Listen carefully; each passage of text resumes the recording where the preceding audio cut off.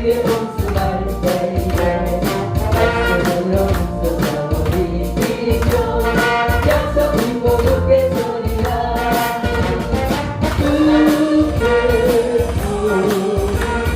영원하신 말씀 위에 굳게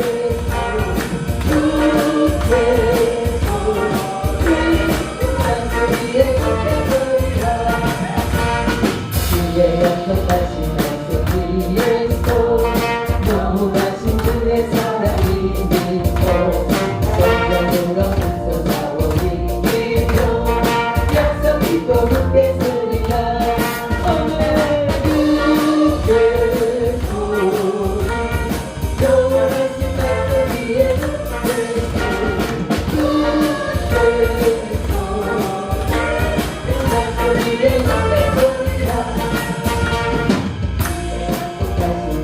위에서 성령님도 하는 대로 행하여 주의 인맥 감사하시거든요 약속 믿고 굳게 서리라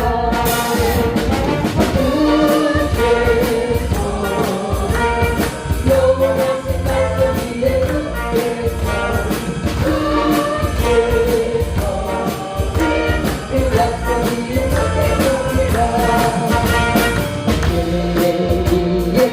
사랑이 마음을 믿어두고 내 손만 내려 곁에 약속하며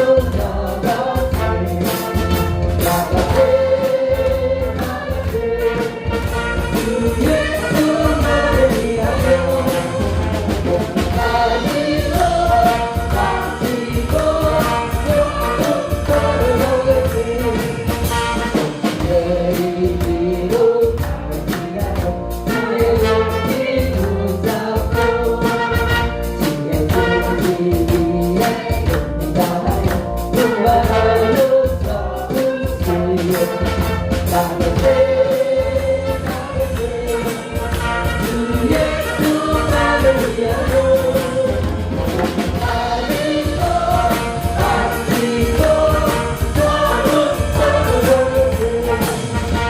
내가 따라가는 동안에 주의 눈이 달리고 나도 기쁜 승리에서 온 세상에 전하세요 나가세 주 예수만을 위하여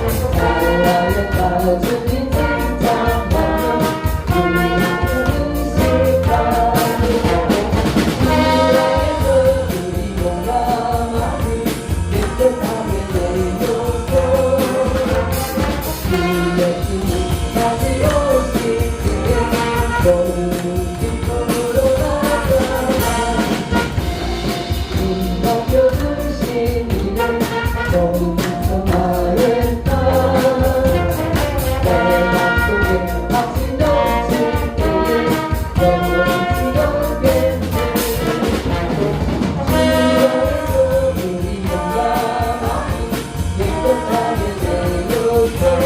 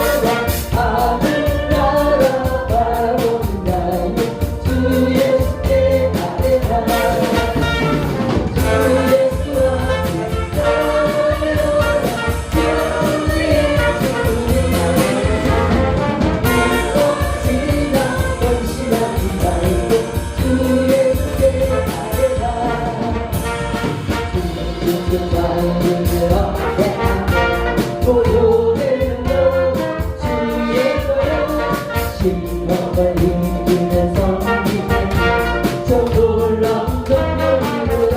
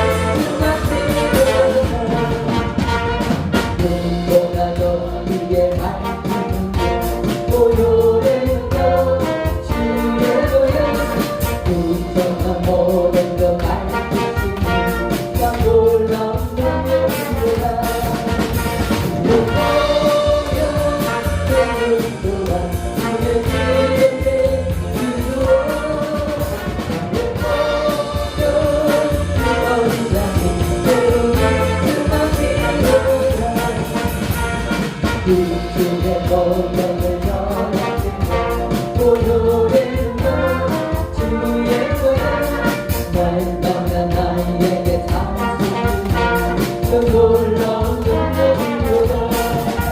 주의 고요된 너 주의 길 이루어 주의 고요된 고향이 고요히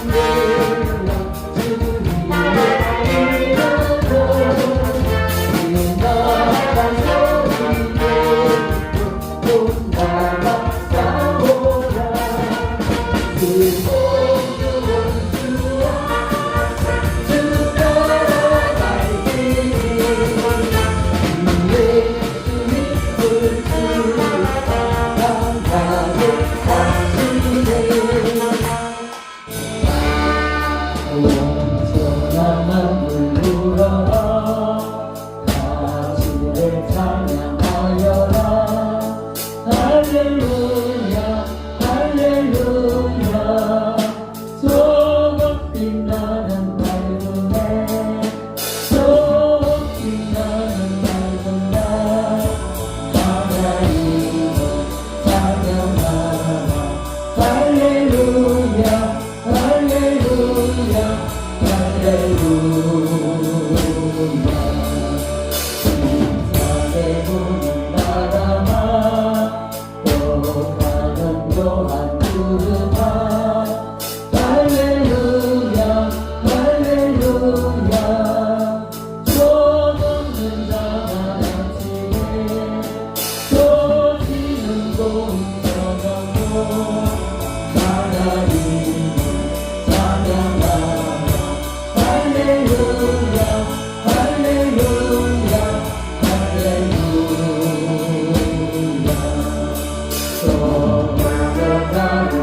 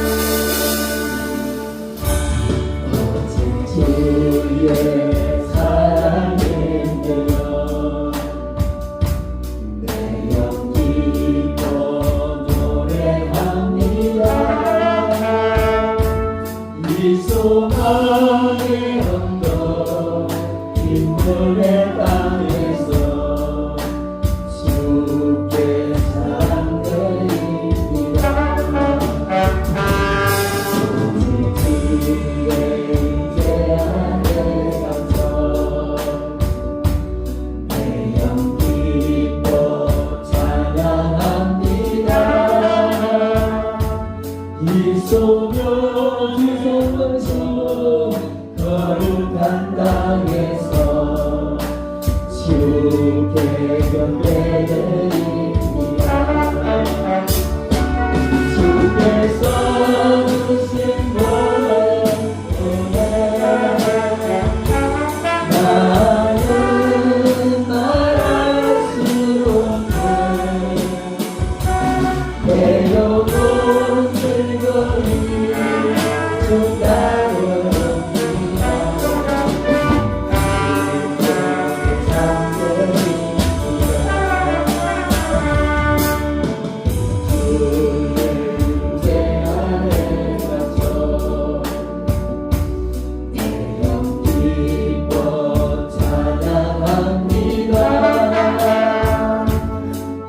이소룡의 언덕 거룩한 땅에서 주께 경배드립니다.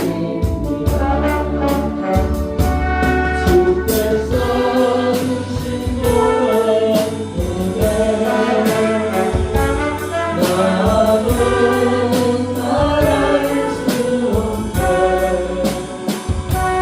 내 영혼 즐거이 주 따르옵니다.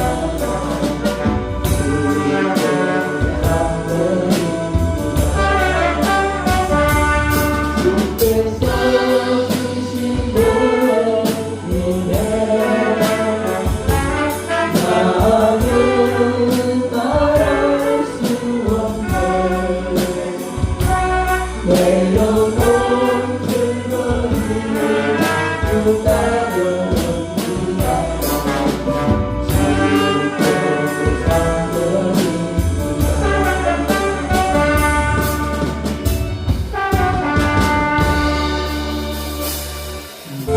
예수 나를 오라네. 예수 나를 오라네. 어디든지 주를 따라 주와 같이 따라가네. 내 인도하신다면 주의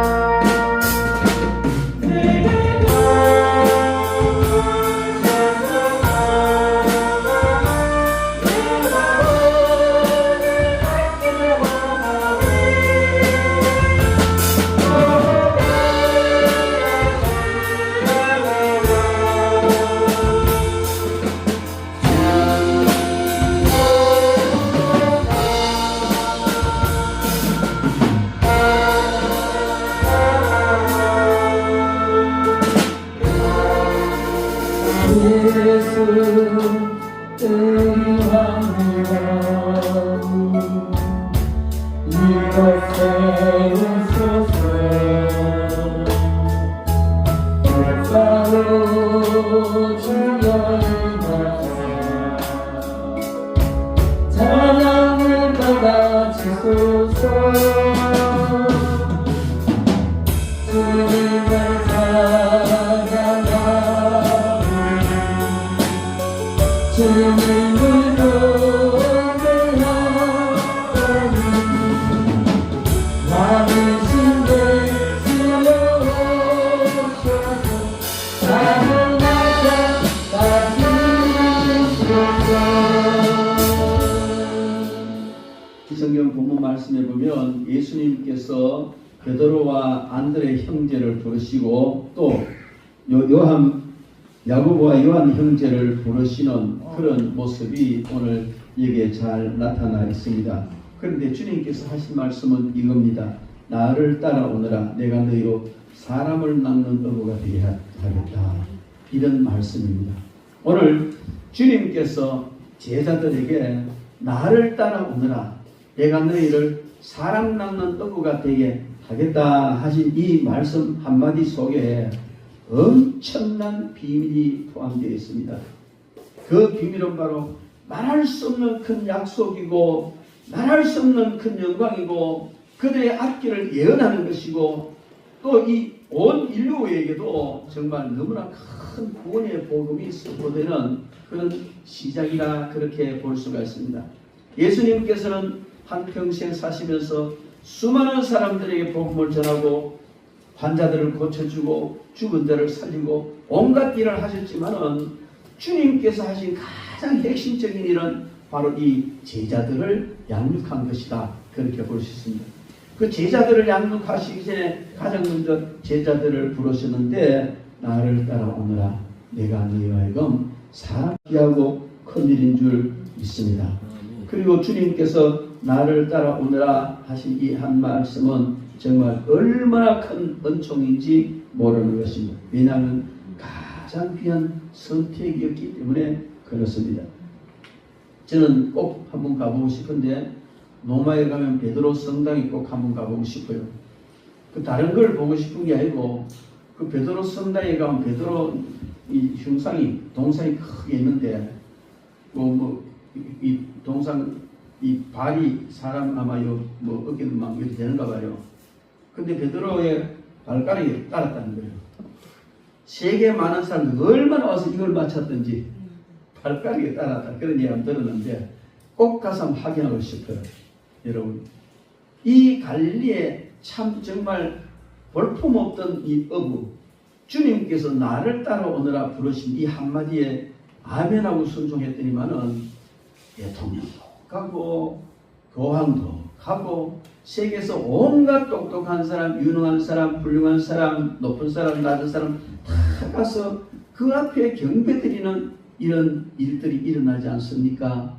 오늘 주님께서 나를 따라오너라 하는 이 한마디 말씀이 그렇게 놀랍고 위대하고 큰 그런 축복의 말씀입니다. 그것은 바로 그를 선택하셨기 때문에 그렇습니다. 대통령이 장관을 발탁해서 불러주면 그것도 굉장한 일이죠. 그런데 대통령이 아니라 만왕의 왕이시고 온 인류의 주인이신 주님께서 나를 따라오너라. 장관 정도가 아니고 엄청난 일을 맡기시려고 주님께서 나를 따라오느라고 선택하시고 부르신 것은 정말 너무나 큰 축복입니다. 한 생을 살고 곧 주님 앞에 서게 될 날들이 점점 다가오는데 그때 우리가 어떠할까 하는 것을 한번 살펴볼 필요가 있습니다. 세상에서는 각가지 형상으로 온갖 모양으로 살아갔지만 주님 앞에 설 때 모습은 다 똑같단 말이에요. 그럴 때에 그 세상에서 어떻게 살았느냐에 따라서 주님 만나고 난 이후의 모양은 다 달라요. 어떤 사람은 해와 같이 빛나는 부활체를 입고 어떤 사람은 달과 같이 빛나는 부활체를 입고 어떤 사람은 일등성 별과 같은 부활체를 입고 어떤 사람 6등성, 7등성 같은 그런 빛나는 부활절이 있고, 또 어떤 사람은 뭐 개털모자 쓴다 이카더라고. 천국에 가면 보신탕집이 많대요. 너무 웃자는 소리 왜 만드냐? 개털모자 만들려고 개를 잡다고 보신탕집이 만들냐 했는데, 그 뭐냐면 너무 세상에서 아무렇게나 살아서 면류관 대신 그런 거 받아 쓴다, 이런 풍자적인 이야기인데, 천국에는 절대로 보신탕 없습니다. 개털모자도 없습니다. 영광스러움만 있을 줄 믿습니다. 이것은 뭘 말하냐면은 우리가 한평생을 살고 난 뒤에 주님 앞에 섰을 때 우리의 모습이 어떠할까 하는 것을 한번 예측해 보자는 것입니다. 우리가 주님 앞에 부름을 받았기 때문에 정말 끝날에 어떤 모습으로 주님 앞에 나타나야 할 것인가는 정말 귀한 일인 줄 믿습니다. 저도 이제 어느 정도 아직까지는 저는 노인이라고 생각해 본 적이 전혀 없거든요. 아직 발팔하고 이제 내가 노인의 문턱이 들었었나? 장년은 이제 마친 것 같고 노인 가면은 이제 유치원생쯤 되겠나 뭐 이런 생각을 해봅니다만, 그 나이는 적은 건 아닙니다. 그죠? 74살, 3살인가? 하여튼 뭐 요새는 나이 차이가 2살이나 나더라고요. 이 만 나이, 그 다음에 집의 나이, 호적의 나이. 저는 또 아버지가 저를 낳아놓고 1년 동안도 출생신고도 안 하고 있다가 했어요. 한 해 늦게 됐거든요. 그때는 하도 많이 죽고 사니까 죽은 산이 좀 지켜봐야 된다 해가지고 늦게 했던가 봐요. 근데 이렇게 살았습니다. 그런데 이제 이 정도 이렇게 되고 나니까 주님 만날 날이 점점 가까운다. 물론 뭐 땡감도 떨어지고 홍시도 떨어지듯이 천국에 가는데 뭐 나이가 뭐 정해진 건 없습니다만은 보편적으로 그렇다 이 말이거든요. 그래서 이렇게 한 생을 이렇게 돌아보면은 정말 그 수많은 일들을 하고 수많은 일들을 만나면서 수많은 사람들을 만나면서 오늘에 왔구나. 가끔씩 저 생각을 해보거든. 옛날 쭉 어릴 때부터 해가지고 쭉 생각해보면 참 어떤 데는 한심스러운 때도 있고 참 어떤 때는 참 정말 가슴 뿌듯한 때도 있어요. 그리고 어떤 때는 정말 부끄러운 그런 일들도 내가 참 너무나 많이 했구나 싶고, 또 어떤 때는 주님께서 이렇게 머리를 쓰다듬어 줄 만한 그런 일도 참 많이 했구나, 이런 생각이 듭니다. 그래서 정말 허망한 일도 많고 보람된 일도 많고 이렇게 한 생을 살아왔는데, 그런 많은 생의 삶 가운데서 그래도 가장 제가 감사하고 복된 것은 목사가 됐다는 것이다. 목사로 한 평생을 살아왔다는 건, 일단 목회를 잘했든 못했든 목사로 한 생을 살아왔다는 이것이 가장 행복하고 복된 일이라 이렇게 생각이 되어집니다. 여러분들도 탐나면 지금이라도 신학 가서 목회하세요. 70이면 어떻고 80이면 어떻습니까? 1년 목회하다가 가도 되지. 제가 옛날에는 그랬거든요. 제가 그 대구에 있을 때 교인들 한 1,500명 대학교 학생들을 지도했는데, 여러분들이 그냥 중고등부를 지었는데 여러분들이 그냥 어떻게 하면 신학교 간대. 그래가지고 목사님 저 신학교 가야 됩니다.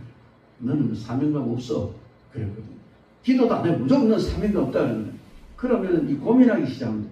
아니 사명감이 있다 그러는데 나도 신학 가고 싶은데, 이래가 고민을 하기 시작하는 거예요. 기도도 더 하고 막 이러다가 그 다음에 찾아와가지고 따지듯이, 아니 왜 내가 사명감인데 왜 어떡합니까? 그럼 그럼 신학교 가. 그런 건 왜냐하면 대낮 깨나 그냥 신학교 가고, 공부 못하는 것들이 대학 떨어지면 신학교 가고, 어떤 때는 논팽이가 신학교 가고. 저희들 총신 다닐 때 총신 화장실에 담배 꽁초 수두룩 했습니다. 장로 아들, 집사 아들, 목사 아들이요 너무 말썽 부리니까 신학교라도 보내가 이거 만들 때씩 보내놨지만 이거 그냥 못 그것도 못 그거 그짓 하는 게 결국 졸업할 때 다 그래도 참 귀한 목사가 돼서 나가지만은 그렇습니다. 그런데 그래 제가 그러거든요. 너 사명 없어 하노. 기도 어떤 놈들은 그냥 막 끝나버리고, 어떤 놈들은 또 기도하고 와서 이제 따지거든요. 그럼 사명이 다 가르쳐가거든요. 그런데 요즘은요 이렇게 생각해 보면은 막 나이가 많든 적든 어쨌든 간에 내 신학교 해야 돼. 그래 해라고 그래. 빨리 하라고. 저 그렇게 권합니다. 한평생을 목사로 살아오면서 느낀 게 뭐냐면요. 목회를 잘하건 못했건 정말 주님 앞에 가면은 목회자의 상이 크겠다. 왜 그러냐면요. 장로로 훌륭하게 교회를 섬기고 또 목회를 잘 돕고 많은 사업을 해서 돈 벌어서 헌신하고 이렇게 한 장로님이 있고 한평생 정말 주님을 죽도록 충성하는 목사가 있다. 그러면 누가 상급이 더 많을까? 어떻게 생각하면요. 장로님이 교회도 지주고 돈으로 많은 헌신을 하고 있기 때문에 장로님의 상급이 더 많겠다. 이렇게 생각하지만 저는 그렇지 않습니다. 제가 사업을 해봤거든요. 사업을 해본 결과 뭐냐면 장로님은 목사 상급 따라가지 못한다. 왜냐하면요. 사업을 해보면요. 아무리 신앙이 좋아도요. 어쩔 수 없어요. 이 술 좋아하는 바이어는 술 받아줘야 돼요. 심지어 어떤 고상장, 괴팍스러운 이런 바이어들은요. 섹시도 부족하다. 거절하면은 이 엄청난 이런 오다가 캔슬이 되거든요. 그러면은 술상무 붙여주고 뭐 이런 짓 하거든요. 그리고 이 일이 이제 눈만 뜨면은 프로젝트, 눈만 뜨면 회사에, 눈만 뜨면 일에 매몰되어 있습니다. 사업을 하다 보면요. 그럴 수밖에 없어요. 오죽해서만 장사동 개도 안 먹는다 했겠어요. 속에서 하면 더스가 나오기 때문에 더러워서 개도 안 먹는다 그러거든요. 그런데 그런 삶을 살면서 눈만 뜨면 그냥 일에 매몰되어 있다가 주일날 와서 예배 드리고 또 물론 그걸 힘써서 벌어서 주를 위해서 많이 쓰지만은 목사는 어떻습니까?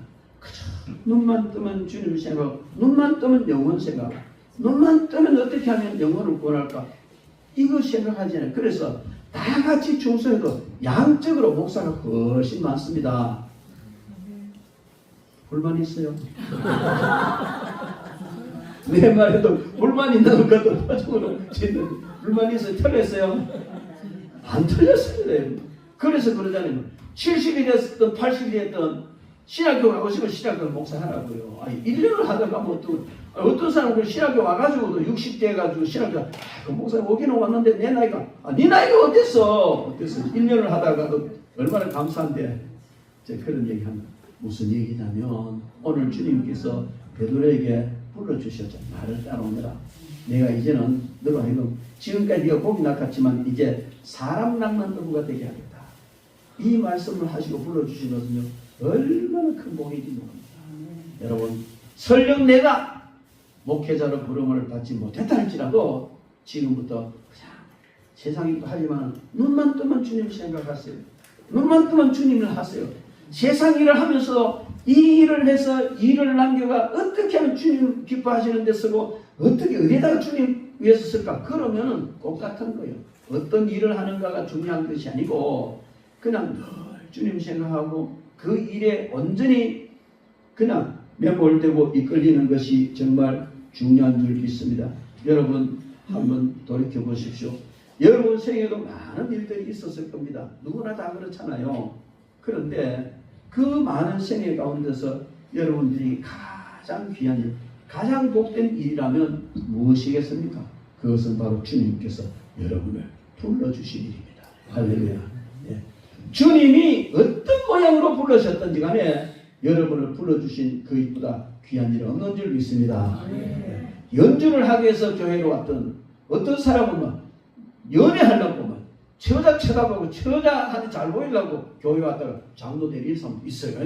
그래서 어떤 모양으로 왔든지 간에 주님께서 여러분을 부르셨기 때문에 왔고 예배를 드리는 거 아닙니까? 우리가 장난하는 게 아니고 하나님 예배를 드리는 거거든요. 그러니까 주님께 부름을 받아서 주님 전에 나와서 예배 드리는 것 이것보다도 더 귀한 일은 없는 줄 믿습니다. 주님은요 우리를 향하여 이 육신의 기로는 우리가 못 들었지만은 그러나 저와 여러분들을 찾아오셔서 나를 따라오느라 부르신 줄 믿습니다. 불러서 우리가 여기 다 나와서 앉아 있습니다. 그리고 말씀하십니다. 지금까지는 너는 고기 낚는 어부로 살아왔지만 이제부터는 사람을 낚는 어부가 될 것이다. 이 순간이 베드로의 인생이 완전히 바뀌는 순간입니다. 주님께서 불러주신 이 순간이야말로 베드로의 인생이 완전히 바뀌는 순간입니다. 우리가 주님의 부르심을 받아 교회에 나오고 주님을 믿게 된 이 순간이 바로 그러한 순간인 줄 믿습니다. 주님께서 베드로를 부르신 이 말씀은 모든 것의 변화를 말씀을 하시는 것입니다. 특히 주님을 따르려면 지금과 다르게 바뀌어야 된다. 지금처럼 살아서는 안 되고 지금과 다르게 살아야 되고 모든 것이 바뀌어야 된다 하는 이런 강한 이미지를 암시해주고 있습니다. 여러분, 우리가 주님 앞에 나왔으면은 보라, 이전 것은 지나왔으니 뭐가 되었도다? 새것이 되었도다. 그래서 우리는 주님께 부름을 받아서 주님께 나왔고 주님을 따르려면 지금과 다르게 모든 것이 바뀌어야 될 줄로 믿습니다. 먼저 무엇이 바뀌어야 되느냐? 삶의 목적이 바뀌어야 됩니다. 지금까지 베드로가 살아온 그 목적은 오직 고기 잡는 것입니다. 어떻게 하면 좋은 고기를 많이 잡을까 하는 이게 삶의 목표였습니다. 그게 삶의 목적이었습니다. 그런데 이제는 주님께서 베드로가 살아가는 것은 주님의 말씀을 배우고 주님을 따라가고 사람 낳는 어부가 되는 이것이 바로 그의 목표가 된 줄로 믿습니다. 그래서 우리가 주님을 따라가고 주님께 부름을 받았으면 이제 많은 것이 바뀌어야 됩니다. 이미 바뀌었어요. 우리 신분이 바뀌고 다 바뀌었는데 우리가 또 바꾸어 가야 될 것인데 그건 뭐냐면은 바로 삶의 목적이 바뀌어야 된다. 삶의 목적을 바꾸시기 바랍니다. 여전히 주님은 나를 불러주셨지만은 나는 내 목적 시한하고 내 목적을 향해 간다. 그건 아니거든. 내가 목표를 세우고 목적을 가지고 있다 할지라도 그것이 결국 지금까지는 그냥 어떤 내가 대표가 되겠다, 안 그러면 내가 뭐 장관이 되겠다, 어떤 목표를 세웠다 할지라도 그 목표 자체를 바꿔가지고 장관이 되는 것이 청수가 되고 이게 바꿔라는 게 아니에요. 장관이 되는 그 비전은 그대로 유지하지만은 그것이 지금까지는 내 영광을 위하였고 내 자랑을 위하였고 내 자녀들을 위하여 이렇다면 이제부터는 내가 장관이 되는 것도 바로 주님의 영광을 위한 목표로 바뀌어야 되고 또 내가 어떤 일을 하든지 바로 주님이 기뻐하시는 주님의 뜻을 이루겠다는 이런 쪽으로 우리는 목적을 바꿔야 될 줄로 믿습니다. 바로 베드로도 그렇게 했습니다.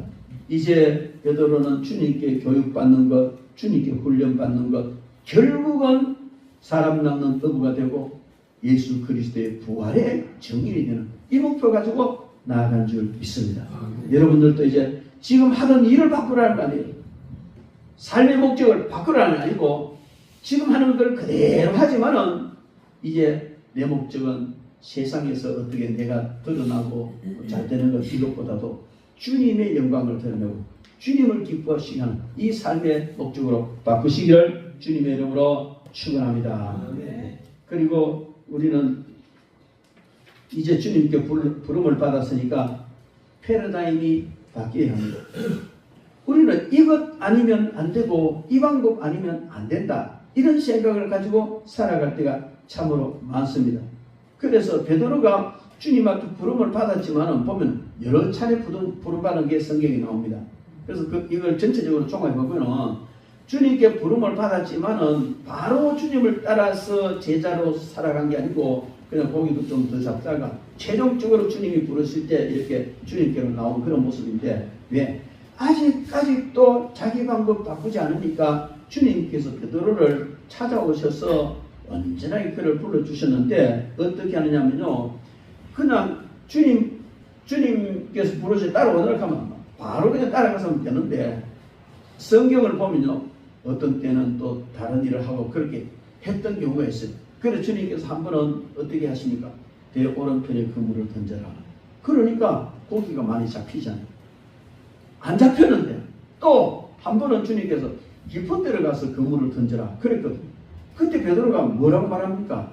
이 시간에는요. 깊은 데 고기 없습니다. 얕은 데서 고기 잡아야 되는데 말씀에 의지해서 내가 가겠습니다. 가서 깊은 데 가서 그물을 던졌더니 어떻게 됐어요?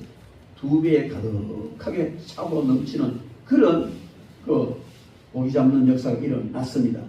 이것은 뭘 말하냐면은 지금까지 베드로는 어릴 때부터 갈릴리 바다에서 어부로 살아왔고 어부로서 그 갈릴리 바다 지형과 어느 부분에는 어느 시기에 어떤 고기가 많고 언제는 어떻게 몰리고 바삭하게 알죠.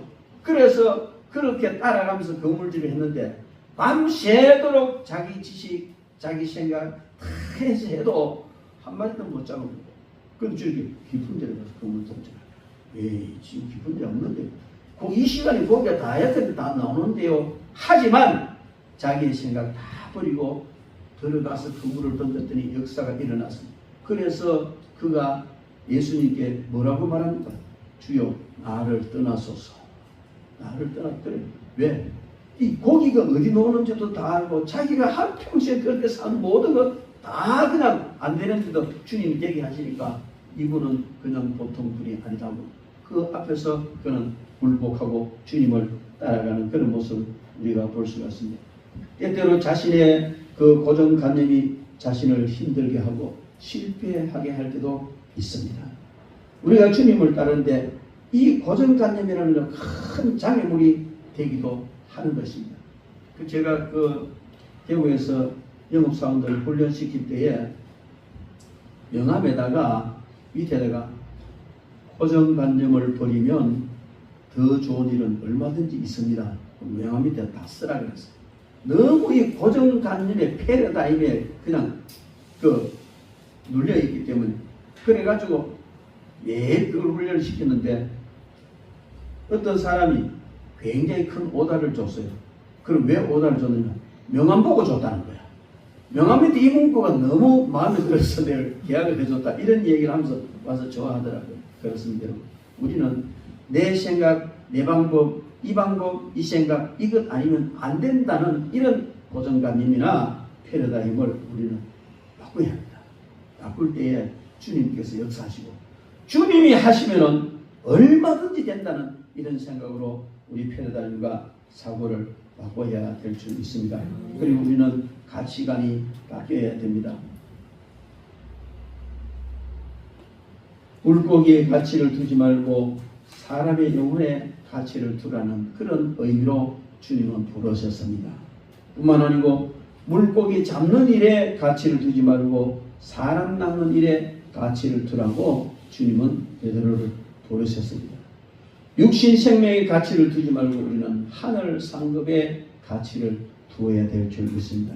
세상 그 무엇보다도 우리는 예수 그리스도께 가치를 두어야 할 것입니다. 가장 존귀하신 분이 예수님이고 예수님 따라가는 것보다 더 귀한 일은 없는 줄 믿습니다. 그리고 우리는 부름에 순종한 사람 이 자체는요 가치가 달라집니다.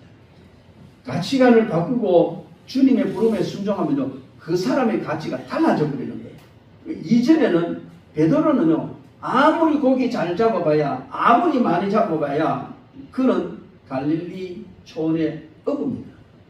아무리 고기를 많이 잡고 잘 잡아도 그의 가치는 어부라는 가치를 벗어나지는 못합니다.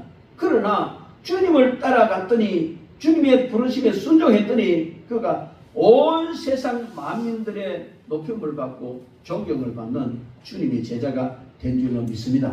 그 높은 사람들이 본인도 아니고 본인의 동상의 발가락에다 입을 맞추는 이런 엄청난 가치 있는 사람으로 바뀐 줄 믿습니다. 여러분 인류 역사에서 예수님의 제자들보다도 더 가치 있는 삶을 산 사람이 어디가 있습니까? 없습니다. 그러므로 우리는 정말 주님이 부르실 때 아멘 하고 따라 나가면은 우리의 가치가 달라지는 겁니다.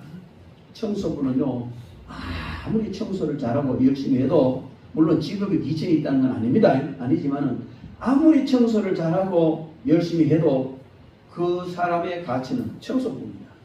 그렇잖아요. 그런데 장관은 뭘 좀 잘 못해도 역시 그 가치는 장관의 가치 있다는 것입니다. 이것은 직업의 귀하고 천하고를 말하는 것이 아니고 우리는 나 자신의 가치를 업그레이드 시키고 내 가치 밸류를 높이는 이런 일을 해야 되는데 가장 가치 있는 삶을 살 수 있는 길은 뭐다? 주님을 따라가고 주님의 부르심에 아멘하는 것입니다. 내가 청소부를 하든지 그냥 식물을 하든지 그냥 공장의 잡부가 되든지 어떤 삶을 살든지 간에 진실하게 주님을 따르면 사람들이 그를 인정합니다. 그 사람의 가치가 높아지게 되는 것이죠. 내 어떤 직업을 바꾸어서 가치를 바꿀 수도 있겠지만은 그렇지 못할지라도 우리가 주님을 따르고 한 걸음 한 걸음 믿어 나아가면 그 사람의 가치는 바뀝니다. 여러분들이 처해 있는 그 자리에서 주님을 믿고 신실한 주님의 제자가 돼서 한 걸음 한 걸음 살아가 보십시오. 다른 사람들이 여러분을 보는 눈이 달라지고 여러분을 인정하는 것이 달라집니다. 어쩌면요 대통령보다도 더 가치 있는 사람, 그런 가치 있는 사람으로 인정을 받을 수도 있는 줄 믿습니다. 지금의 정국이 참 많이 안타깝고 힘들잖아요. 근데 그 김문수라는 사람이 별로 존재감도 없던 사람이 대통령, 여당 쪽의 대통령 후보 1위라. 그것도 그 사람은요 옛날에 이 운동권 출신인데 그냥 그 전국 좌파들이 가고 있는 그대로 그 사상을 가지고 살고 공부하고 부인하고 같이, 부인 똑똑하거든요. 부인하고 같이 그렇게 활동을 많이 했던 사람.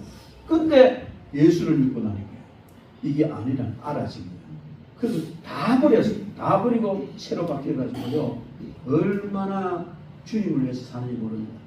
지난번에 광화문에 정광훈 목사 집회하는데 한번 가봤어요. 그렇게 늘 가지는 못하지만 사람들이 가는데 그래도 목사가 내가 한 번은 가봐야 안 되나 싶어요. 같이 갔는데 참 대단한 분들 많이 왔어요. 그게 김문수 그때 이제 경기도지사 하다가 쉴 때인데 김문수 처럼 별도로 쳐놓고 거기서 같이 일을 하고 기도하고 그런 모습을 볼 때 참 귀하다 그렇게 생각이 들었는데요. 자기의 가치는 자기가 가지고 있고 예수님을 믿은 가치가 높아진 적이 있습니다. 저는 은근히 기대했거든요. 윤석열 대통령이 감옥에서 김진홍 목사님한테 김진홍 목사님이 구입해주는 성경책을 좀 받고 싶다. 그래가지고 김진홍 목사님이 성경책을 구입을 이렇게 사인을 줬다는 거예요. 그래서 감옥 생활 참 유익하구나. 그래서 성경 막 읽고 사람이 변하면 좋겠다. 그래서 하나님께서 그냥 그 탄핵을 기각시켜가지고 정말 신앙 있는 대통령으로서 한번 살았으면 좋겠다. 그런 생각을 은근히 한번 욕심을 부려봤어요. 욕심을 부려봤는데 옛날에 김영삼 대통령이 장로잖아요. 그것도 보통 교회가 아니고 그때 당시 우리나라에서 가장 존경받는 분이 김창인 목사님이었어요. 그 김창인 목사님이 그 섬기는 교회의 장로였어요. 그래서 얼마나 기대를 했는지 몰라요. 근데요 대통령 딱 되고 나니까 장로 냄새가 하나도 안 나고, 물론 대통령은 어쩔 수 없지만 대구 동화사에 큰 부처 씌워놓고 울산 기공시에는 그 와서 끄떡거리고 앉아있어요. 그래서 끝났다. 그래서 여러분 우리는 뭐 이런 거를 대통령으로서는 뭐 오락하고 가야 되겠지만은 그걸 피할 수도 있잖아요. 장관을 보낼 수도 있고. 근데 참 대통령도 제대로 못하니까 가치가 떨어지는구나 하는 생각을 했어요. 오늘 설교가 자꾸 옆으로 자꾸 빗나가는데 참 우리나라 안타까워요. 국민들이 국회의원을 뽑아줬는데 많이 뽑아줘놓기에 그걸 가지고 폐악질을 하는데 법 테두리 안에서 얼마나 자기들이 할 폐악질을 다 하고 또 하다가 법이 없으면 법을 만들어가 하고, 그걸 어떻게 정치를 합니까? 정치를 못하지. 그러니까 이 윤 대통령이 그냥 계엄령 선포했는데 아쉽죠. 근데 그게 법적으로 불법이다. 그래 헌법재판소에서 판결을 내렸으니까 옷 벗었잖아요. 옷 벗었는데 참 묘합니다. 지금의 정부가요, 지금의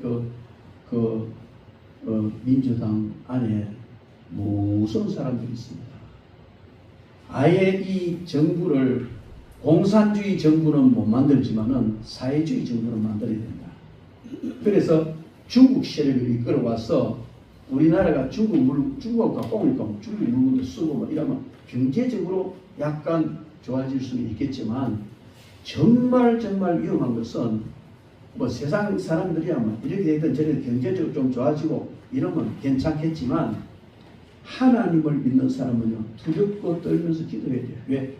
시진핑이가 그 정권을 잡기 전에 제가 중국 동북 삼성에 있는 신학교 8개 연합체에 가서 집회를 했어요. 근데 그 애들이요, 새벽 2시가 되면 나와 주여를 주와 하더라. 눈물을 흘리고 기도하는데, 야들이 어떻게 공산사상을 물려받은 애들이 할 수 있겠나 싶을 정도로 정말 가슴이 뜨거워요. 저도 얼마나 울면서 기도했는지 몰라요. 그래서 그때에 들리는 소리가 시진핑이가 정권을 잡으면 기독교를 문을 많이 열 것이다, 이런 말이 돌았어요. 그래 정말 많은 기대를 했어요. 그런데요, 완전히 반대예요. 어쩌면 시진핑이가 그런 마음을 가졌을지도 모르는. 그런데요, 분명한 것은 공산주의 하려면 절대로 기독교는 용납할 수가 없습니다. 기독교가 없어져야 공산주의를 하지, 공산주의와 기독교는 공존할 수가 없습니다. 기독교 믿으려면 공산주의를 인정할 수가 없고, 공산주의식 정치를 하려면 기독교부터 없애야 됩니다. 그래서 시진핑이가요, 목사들 전부 잡아 죽이고 종탑 전부 무너뜨리고, 심한 데는요 그 종탑 무너뜨리는데 그 목사 집어여가지고 막 생매장하고 별별 폐악을 다 했습니다. 뭔지 아세요? 공산주의는 유물사상입니다. 유물사상은 이 사람은 그냥 물질에 불과하지 영혼이 없다는 거예요. 영혼이 없으니 하나님 인정을 안 하는 거예요. 그래서 하나님을 믿고 신을 인정하고 하나님 따라 살아가는 기독교는 공산주의 적입니다. 절대로 용납할 수 없습니다. 결국 우리도 그렇게 갈 수가 있어요. 이해찬인가 그 사람이 옛날에 민주당 정권 처음 이렇게 활성화시키면서 50년 수권 정부를 만들겠다, 정당을 만들겠다. 저는 그 소리 듣고 등짝대기 소름 쫙 끼치고, 50년 수권 정권 만들면서 뭐 하겠다는 거예요? 공산주의 하겠다는 거 아니에요? 여러분 남미 보십시오. 얼마나 자원이 풍부하고 얼마나 그 사회 좋은 나라지만 잘 살았어요. 근데 사회주의 딱 되고 나니까요 망하잖아요. 사회주의 하면, 공산주의 하면 국민은 피폐하고 국민 경제는 망하게 되어 있습니다. 근데 정권 잡은 사람은요 그냥 그게 제일 좋거든요. 전제정치, 독재정치, 민주정치, 공산정치 중에 정치가가 가장 하고 싶은 게 공산주의입니다. 여러분 보세요. 문재인하고 김정은하고 둘이 걸어다니면서 독대했잖아요. 그때 저는 그걸 보면서 문재인이 아무리 끄떡지사도 저는 안 먹고 다니다. 왜? 4년 되면 끝나는데 뭘 하겠다는 거예요. 근데 김정은은 계속되거든요. 그러니까 정치하는 사람들이 그게 매력이에요. 그래서 공산주의 하겠다 하면은 맞아 죽으니까 사회주의라고 살짝 바꿔가지고 지금 일을 하는 거예요.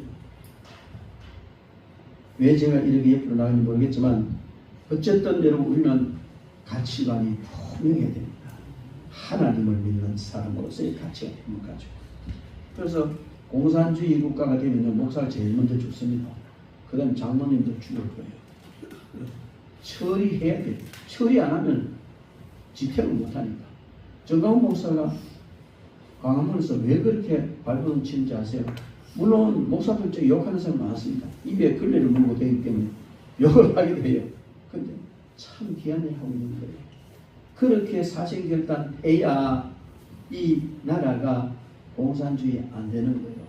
공산주의 하면요, 그 사람들 가장 첫 번째 타겟이 뭐냐면 토지입니다. 토지 뺏어라. 토지를 있는 거 뺏어. 그 공산주의 국가에는요, 전부 국민 땅 없어요. 다 임대입니다. 우리는 우리하고 등기가 되지. 그 사람이 전부 다 차용증 쓰고 임대한 50년 임대, 30년 임대, 그래. 땅 다 뺏어요. 우리나라 공산주의 하면서 땅 뺏으면 그냥 있겠어요? 맞아 죽지. 그러니까 부동산 저희 자꾸 바꾸잖아요. 14번, 24번을 바꾸잖아요. 24번을 바꾸는데 동네 복덕방 아줌마가 해도 그보다 더 잘할 부동산 정책을 그 전문가가 왜 그래 바꿔가지고 그렇게 바꿔도 왜 더 부동산이 어려운 데를 치닫느냐. 의도적으로 했기 때문에. 국민으로 땅을 뺐는데 땅 문서는 네가 갖고 있지만 실질적인 권한은 정부에서 진다는 거예요. 그렇게 한 거예요. 하나 보이지 않게 하는 하나. 여러분 민주당에서 뭘 줍니까? 이것도 주고 저것도 주고 막 퍼준다 그러잖아요. 뭐가 줍니까? 저재산을 줍니까? 백성들한테 받은 세금까지 주잖아요. 근데 그렇게 해서 미끼 던지는 거예요. 공산주의 처음에 우리 공평하게 나눠먹자. 우리가 세금 없애고 무엇은 저가 다 차지하느냐. 공평하게 나눠갖자 했는데 공산주의 나라는 잘 삽니다. 중국은 경제만큼은 공산주의 안 하거든요. 그래서 잘 살게 되는 거예요. 결국은요 하나하나 하는 정책이나 나가는 보면 어떤 데는 소련이 오싹오싹 끼치는 안토니오 그람시가 자본주의 국가에서 공산주의를 바꾸는 정책 감옥에 있으면서 그걸요 옥중서신을 쓴 게 있어요. 그 책 보면요 지금 우리나라 민주들 그대로 하고 있어요. 소름 끼칩니다. 우리는 어떤 직업에 어떻게 있을지라도 우리는 하나님을 믿어야 되고 하나님을 믿는 사람으로서는 절대로 공산주의는 인정할 수가 없다. 공산주의적 가치관은 절대로 인정할 수가 없다. 그런데 어떤 멍청한 목사들은요 우리 동기 목사들 중에서도 보면요 그 정신없는 소리 하는 저는 되게 여러 다 나눠놓자. 정치를 어떻게 하든지 다른 걸 어떻게 나눠놓고 너 하나님 인정 안 하는 사람을 지지할 수 있느냐. 뭐 별별 이상한 소리 다 합니다만 여러분 우리는 가장 중요한 것은 성경적 가치관으로 하나님이 살아계신다는 것, 하나님이 모든 것을 통치하신다는 이 가치관을 가지고 나아가야 될 줄 믿습니다. 그리고 우리의 이 가치관은요 정말 예수를 믿었으니까 우리가 얼마나 가치가 바뀌었습니까? 예수님을 딱 믿는 순간에 죄인이 의인으로 가치관이 바뀌어졌어요. 또 가치가 바뀌어서 마귀의 종이 하나님의 아들로 바뀌었어요.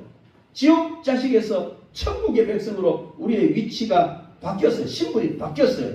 그러므로 우리는 정말 우리 자신이 예수님을 믿음으로부터 우리의 가치가 이렇게 바뀌었다는 것을 생각하면서 우리의 가치관도 바꿔야 될 줄 믿습니다. 천국에까지 연결되는 이 너무나 귀한 가치관, 우리의 고정관념을 우리는 버려야 될 것입니다. 기존의 사고방식도 버리고 또 가치관도 바꾸고 사는 방식도 다 바꿔서 주님께로부터 부름을 받았으면 부름받은 사람답게 살아가야 하는 것이죠. 그리고 삶의 방법이 바뀌어야 합니다. 이전에는 자기 노력으로 살아왔지만 이제는 하나님으로부터 공급받는 이런 방법으로 살아가야 할 줄 믿습니다. 주님은 공중 나는 새를 보라. 농사하지 않지만 하늘 먹여주지 않느냐. 들의 백합화를 보라. 이 모든 것이 솔로몬이 입은 영화보다 더 크지 않느냐. 이렇게 말씀하세요. 아무것도 하지 말라는 게 아니에요. 아무것도 하지 말라는 게 아니고 사는 방식이 바꿔야 된다. 내 힘으로 내 노력으로 열심히 해서 내가 하는 것 중요하지만 그것보다도 언제든지 주님을 의지하고 주님으로부터 공급받는 삶을 살아라 하는 그런 말씀인 줄로 믿습니다. 믿음으로 살아가야 되는 것입니다. 물론 현실적으로 열심히 노력하고 애쓰고 몸부림쳐서 잘하는 것 맞습니다. 과학적으로 하는 것 맞습니다. 그러나 때로는 그런 모든 것보다도 더 월등하게 뛰어난 하나님의 방법이 있다는 것을 우리는 늘 생각을 해야 될 줄 믿습니다. 사람이 볼 때는 정말 아무것도 아닌 것 같아도 주님이 하시면 역사가 일어난다는 것. 사람이 할 일을 제쳐놓으라는 거 아니고 정말 믿음의 방법으로 삶을 바꿔야 될 줄 믿습니다. 마지막으로 우리는 주님께로부터 부름을 받았으니 끝없이 버리는 훈련을 계속해야 되는 겁니다. 오늘 보면은 야고보와 요한을 불렀더니 그들이 곧 배와 아버지를 버려두고 예수를 따르니라. 불렀을 때 배도 버려두고 아버지도 다 버려두고 주님을 따랐다는 거예요. 이것은 뭘 말하냐면 우리가 주님 앞에 부르심을 받는 그 순간 그때부터 버리는 훈련을 해야 돼요. 구속을 버려야 됩니다. 좋지 못한 걸 버려야 됩니다. 주님이 신앙 버려야 돼요. 자꾸 버린다는 건 그 쉽습니다. 안 쉽습니다. 어부가 배 버리면 그 이제 끝난 거예요. 같이 아버지하고 고기 잡다가 아버지 보고 어디 따라갑니다. 우리 대한민국의 유교 사상으로 말한다면 두로 막심한 놈이죠. 그러나 부름확실한 놈이지만은 하나님께로부터 부름받은 사명이 더 크기 때문에 때로는 우리는 그런 자리에 들어갈지라도 도리고 따라가야 될 점이 있습니다. 죄를 버렸다는 삶의 터전을 버린 것이고 거물을 버렸다는 그 삶의 방법을 포기한 것입니다. 또 부친을 버렸다는 인간관계를 버렸다는 것입니다. 제가 처음에 예수 믿고 난 뒤에요, 군대가기 관습견에 예수 믿었는데 예수 믿고 난 제일 힘든 게 친구 끊는 거예요. 친구를 왜 끊어? 친구를 전도해야 되지. 아닙니다. 전도하기 전에 먼저 끊어야 돼요. 끊어놓고 내가 딱 발로 쓴 다음에 그 다음에 전도해야 돼요. 이 친구가 저 술을 엄청나게 많이 먹었거든요. 대선 소주 몇 병짜리 있어요. 옛날에 이거 있거든요.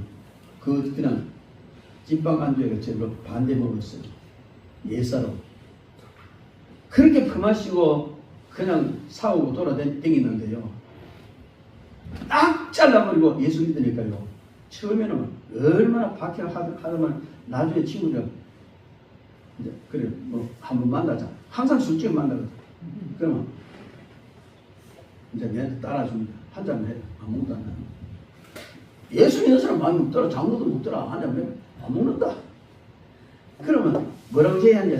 그럼 이거 한 잔 먹으면 내가 교회 갈게. 이런 이야기들이. 그래도 안 먹는다. 정말 친구를 끊는 게 얼마나 힘든지 몰라요. 그 친구들을 계속 만나다 보면 나도 모르게 휩쓸려 가는 거예요. 맨날 술 퍼먹고 그냥 뭐 호해가지고 그냥 인간거리고 저 옛날에 조방 앞에 가면 조방 조선박이 뜨던 자리가 있어요. 매주 사원 한 자리고 저 부두가 맨날 사원 한 자리고. 아 너무 심한 이름이 가면 안 되는데.